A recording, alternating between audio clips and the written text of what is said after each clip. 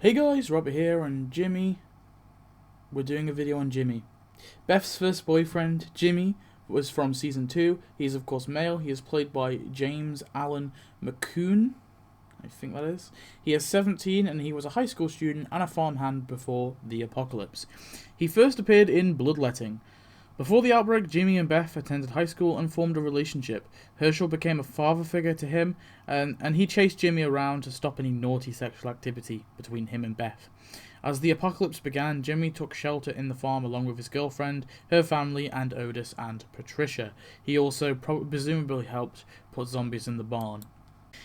In season 2, Jimmy is seen when Rick arrives with Carl. He watches with Beth as Herschel tries to save Carl. Jimmy gathers rocks for Otis's funeral after he dies, and of course attends the funeral. Jimmy wants to join the search party for Sophia, but Rick says no as he can't use a gun. And he also jokes about a chupacabra with Daryl, which Daryl thinks is true. But then Daryl says, but you'd believe in the dead walking. So Jimmy then joins dinner later on. He tells Rick about the housing development which Sophia may be at. Jimmy then attends gun training, holding his gun sideways like a dumbass, and then eventually he becomes a better shot. Jimmy finds 2 zombies in the swamp and he helps Rick and Herschel bring them to the barn.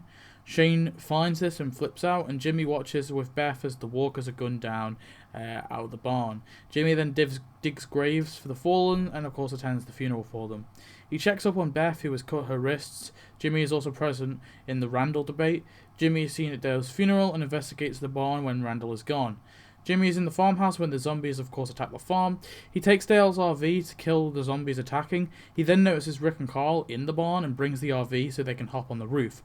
However, when this happens, the zombies surround the RV, and unfortunately, Jimmy tries to escape, but this happens.